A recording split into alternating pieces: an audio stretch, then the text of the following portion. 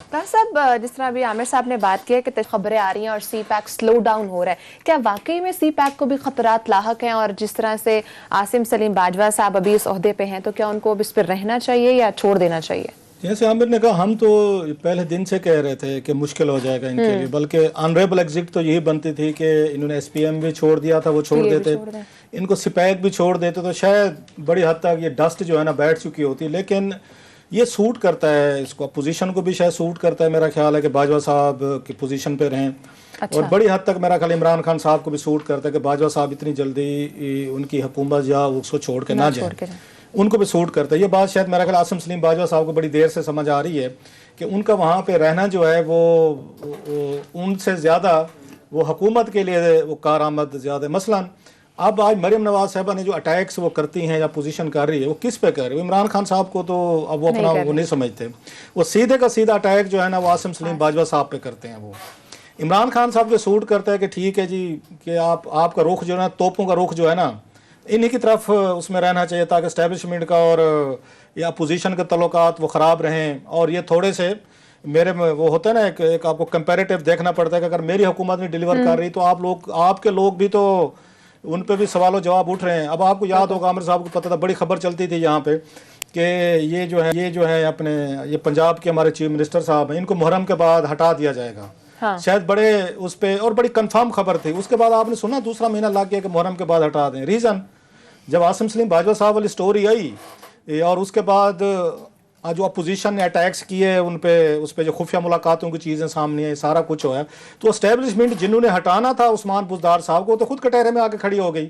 اب وہ کس طریقے سے جائیں اور عمران خان صاحب کو کہیں کہ حضور آپ کی ہماری انڈرسٹینڈنگ ہوئی تھی کہ بزدار صاحب کو ہٹانے ہم نے محرم کے بعد اب ہٹائیں۔ سو عمران خان صاحب کو سوٹ کرتا ہے کہ اسٹیبلشمنٹ کے ساتھ میچ ان کا لگا رہے کہ اس پورے کرائسس میں اگر آپ دیکھیں تو اس میں آ کے اگر کسی کو اس میں نقصان ہوا ہے، ویک ہوئی ہے کسی کی بارگیننگ پوزیشن کلاؤڈ، وہ پاکستان اسٹیبلشمنٹ کا ہوا ہے، وہ بڑے بیک فٹ پہ گئے ہیں، بڑی ان پہ اس پہ اپوزیشن یوزلی تنقید نہیں کرتی ہوتی اس پہ، مطلب ہم دیکھتے رہتے ہیں کہ وہ اس پہ اسٹیبلشمنٹ اتنی کھل کے کرے جتنی کھل کے انہوں نے کی ہے۔ سو لہٰذا ابھی بزدار صاحب از سیف، جو میری اب مجھے لگ رہا ہے اب جا کے بزدار صاحب کو نہیں یا عمران خان صاحب کو نہیں کہا جا سکتا کہ اپنا بندہ فارغ کرو تو اسے ڈیلیور نہیں کر، کیونکہ عمران خان صاحب کے پاس اب عاصم سلیم باجوہ صاحب والا ایک ایکسکیوز آیا ہوا ہے کہ بھائی صاحب یہاں بھی تو معاملات اس طرح کے نہیں ہیں، کیونکہ اگر بزدار صاحب پہ الزامات لگ رہے تھے تو وہ الزامات تو عاصم باجوہ صاحب پہ بھی لگ رہے ہیں۔ سو عمران خان صاحب از کوائٹ ہیپی کہ کم از کم، کیونکہ ان کے ذہن میں نفسیاتی طور اور روحانی طور پر بٹھا دیا گیا ہے کہ بزدار صاحب چلے گئے تو پھر رہیں گے آپ بھی نہیں۔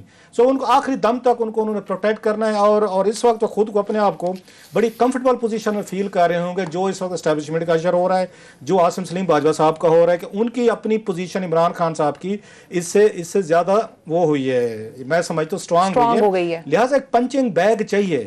اپوزیشن کے ہاتھ میں جیسے عامر نے کہا ایک پنچنگ بیگ آ گئی ہے، اور یہ بات اب وہ اگر اس پہ بھی آگر ریزائن کرتے ہیں، سپیک پہ بھی کرتے ہیں، بات نہیں رکے گی۔ نیکسٹ ان کا کیا ہوگا، جو مریم کہہ بھی رہی ہے کہ اب ان پہ جی اے ٹی بنے، ان پہ انویسٹیگیشن کریں، ان کو بھی نیب بلائے، ان پہ بھی کوئی نہ کوئی 4-5 لوگ بیٹھیں، ان سے سوال جواب پوچھیں، رسیدیں مانگے، بلا بلا مانگے۔ سو یہ پھنس گئی ہے، میرا خیال ہے اس میں اسٹیبلشمنٹ برے طریقے سے پھنس گئی ہے۔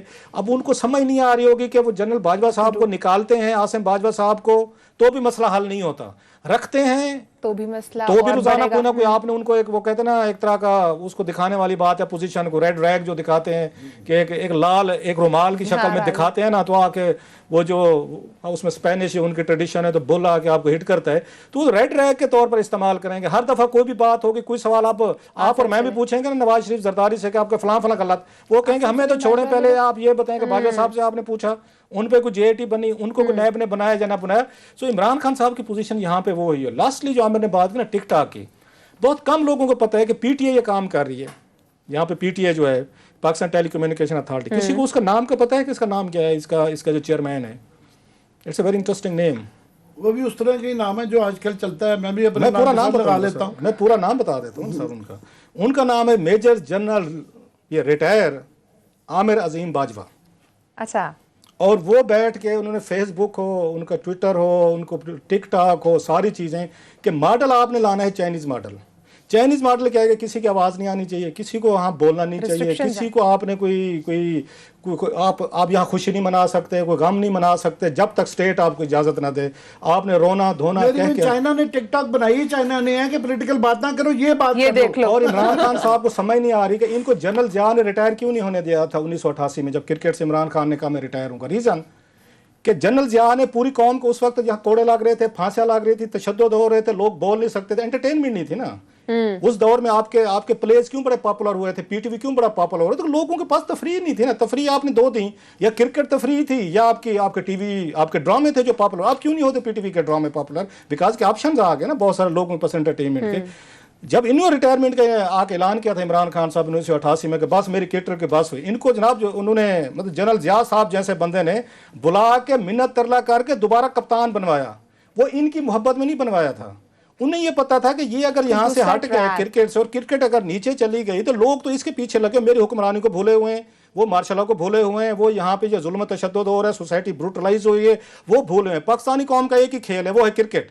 तो क्रिकेट उस वक्त इमरान खान साहब से जानी जाती थी, लिहाजा उन्होंने इनको इस्तेमाल किया। जैसे खान साहब लोगों को आजकल इस्तेमाल करते हैं ना, ऐसे उन्होंने जनरल जिया ने इनको इस्तेमाल किया कि भाई साहब जब तक मैं इधर बैठा हूं ना, तुमने क्रिकेट नहीं छोड़नी, ताकि लोग इसी हाउस पे लग रहे हैं, बेंगलोर जा रहे हैं, इंडिया जा रहे हैं, मैचेस देख रहे हैं। So there was a method to this madness. Imran Khan को रिटायर नहीं होने दिया गया था। इमरान खान साहब को जनरल जिया साहब से सीखने की जरूरत है।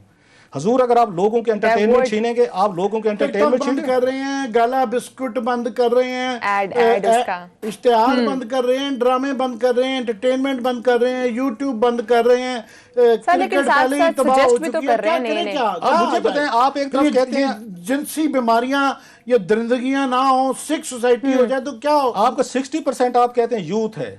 यूथ आपकी क्या कर रही है? वो भी यहाँ पे हर टेक्नोलॉजी का गलत इस्तेमाल होगा। या 60% 70% अगर अच्छा इस्तेमाल होगा, 20-30% लोग हमेशा नेगेटिवली यूज करेंगे। आप उनको रेगुलेट करें, चीजें करें। आपने एक वहां पे बिठा दिया है उनको, मेजर जनरल साहब को, एक आमिर अजीम साहब बैठ गए, बाजवा साहब, वो दिन रात यही काम कर रहे हैं कि बैठ के उनका अपने बोर्ड की आप उठा के देख लें, बोर्ड पे कौन से मेंबर हैं। वो फवाद चौधरी बेचारा ठीक वो रोता है और बात करता है। अब 60% लोगों को आप क्या दें? नौकरियां आप नहीं दे रहे, इकोनॉमिक कंडीशन आपकी बुरी हो चुकी है, ये मुल्क के हालात आपके सामने पोलिटिकली तौर पे इतना डिस्टेबलाइज हो चुका है, लोगों को कोई उम्मीद नजर नहीं आती। थोड़ा सा लोग यूट्यूब पे लगे हुए हैं, लगा हुआ है, कहते हैं हंसो भी ना, आवाज भी ना निकले, कोई थोड़ा सा अपना कुछ 4 पैसे बना रहा है, आप बैठ के उनको बैन किए जा रहे हैं। हजूर आप ये बैन करेंगे ना, ये वही असर होगा, रिएक्शन आएगा। इमरान खान साहब को ये चीज़ें बंद नहीं करनी चाहिए। अपने मेजर जनरल साहब जो है ना, आमिर अजीम बाजवा साहब के साथ बैठें। एक तो पहले तो आई वुड सजेस्ट कि आप इन अथॉरिटीज पे उस तरह के बंदे लगे हैं जो टेक्नोलॉजी को समझते हों, जो आने वाले रिक्वायरमेंट को समझते हों, जो नई दुनिया को समझते हों कि हमने कैसे जाना, डिजिटल पाकिस्तान के ख्वाब दिखाए। दूसरे आपने टिकटॉक पे, क्योंकि लोग वहाँ लतीफ़े बना रहे हैं, फलां कर रहे हैं, ये कर रहे हैं, आपने बंद करें। आप अगर सारे टूल्स बंद करेंगे ना, आप या मीडिया कंट्रोल करेंगे, या यूट्यूब करेंगे, टिकटॉक करेंगे, फेसबुक करेंगे, आप यकीन करें आपके खिलाफ सबसे ज्यादा रिएक्शन आएगा। लोगों को बोलने दें, थोड़ा सा स्टीम जो है ना, इसको जरा मेरा ख्याल निकलते रहे, अब निकलने दें। और पीटीए में आपको चेंजेस की जरूरत है, कोई बेहतर मॉडर्न को लोग आपको लाने की जरूरत है। ऐसे नहीं है जो हर चीज को बैठ के बैन करेंगे। ठीक है, यहाँ पे ब्रेक का टाइम है। मैं क्विकली एक चीजें ऐड कर दूं कि इकोनॉमिक जोन्स बनाने के लिए ना इंफ्रास्ट्रक्चर भी क्रिएट करना था, क्योंकि आपने अपने डेवलपमेंट फंड भी कर लिया, बाकी चीजें डिवेल्यू भी कर लिया, ग्रोथ रेट भी नहीं हो रही, प्राइवेट इन्वेस्टमेंट भी नहीं हो रही। तो ईरान को $400 बिलियन की इन्वेस्टमेंट कर रहे हैं, तो एज अ मुतबादल वो कह रहे हैं कि आप इधर पाकिस्तान की तरफ हमारी तरफ नजर डालें, हम आपको स्टेबिलिटी भी देंगे और बाकी चीजें भी देंगे।